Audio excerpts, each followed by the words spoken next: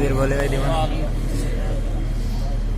نحمده ونصلي على رسوله الكريم أما بعد فأعوذ بالله من الشيطان الرجيم بسم الله الرحمن الرحيم فقد قال الله تبارك وتعالى في القرآن المجيد والقرآن الحميد وإن تعدوا نعمة الله لا تحصوها صدق اللہ العظیم.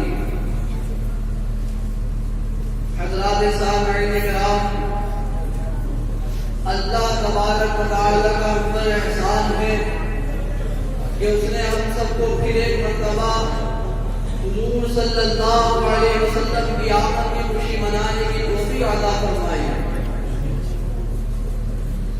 خطبہ رسولہ کے بعد قرآن کریم کی جو آیت مبارکہ تلاوت کی، اس میں اللہ تبارک و تعالی ارشاد فرما رہا ہے کہ اگر تم ہماری نعمتوں کو شمار کرنا چاہو تو شمار نہیں کر سکتے.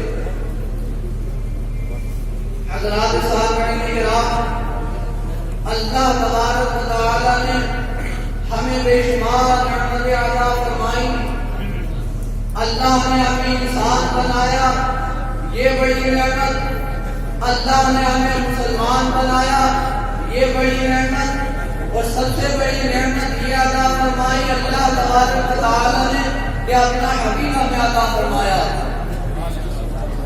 اللہ نے ہمیں ایمان دیا، قرآن دیا، ہمیں بے شمار نعمتیں عطا فرمائی.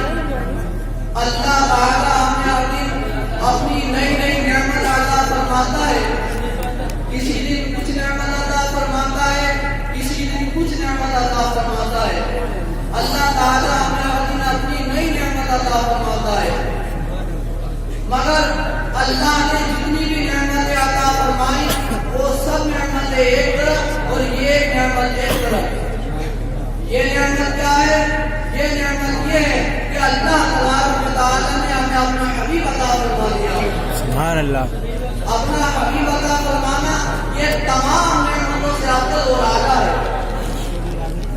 کیونکہ اللہ تبارک و تعالی نے جتنی بھی نعمتیں عطا فرمائی کسی نعمت پر احسان نہیں جتلایا، مگر جب اپنا حبیب عطا فرمایا تو احسان جتاتے ہوئے فرمایا لقد من اللہ علی المؤمنین اذ بعث فیہم رسولا.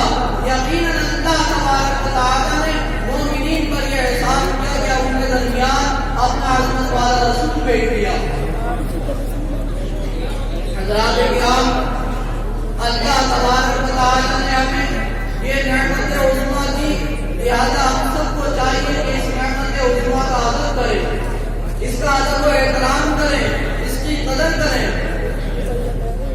اللہ نے ہمیں اپنے محبوب حضور صلی اللہ علیہ وسلم کی امت میں پیدا فرمایا، لہذا ہم سب کو چاہیے کہ جو احکام اللہ نے ہمارے اوپر رکھے ہیں ان کو ہم پورا کریں.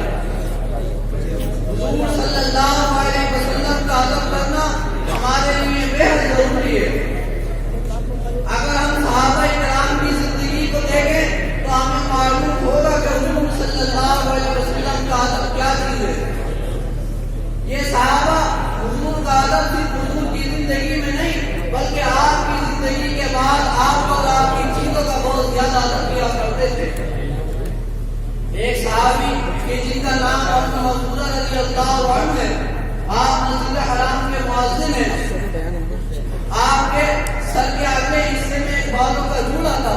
جب وہ زمین پر بیٹھتے تو اپنے جوڑے کو کھول لیا کرتے تھے، زمین سے بال لگایا کرتے تھے. ایک دن کسی نے آپ سے پوچھا کہ آپ ان بالوں کو منڈواتے کیوں نہیں ہیں؟ تو آپ نے جواب دیا کہ میں ان بالوں کو منڈوا نہیں سکتا. کیوں نہیں منڈوا سکتا؟ اس لیے کہ ان پر حضور صلی اللہ علیہ وسلم نے اپنا دست مبارک رکھا ہے، ان بالوں کو اپنے دست مبارک سے چھو لیا ہے، اس لیے میں ان بالوں کو نہیں کٹواتا. یہ صحابہ کرام کا ادب حضور صلی اللہ علیہ وسلم کا بہت ادب و احترام کرتے تھے. لہذا ہم سب کو بھی چاہیے کہ ہم سب حضور صلی اللہ علیہ وسلم کا ادب و احترام کریں.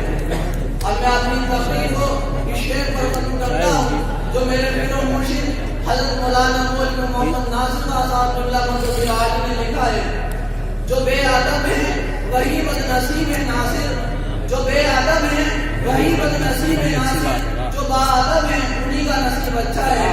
آخری بات دعوانا الحمدللہ رب العالمین، السلام علیکم۔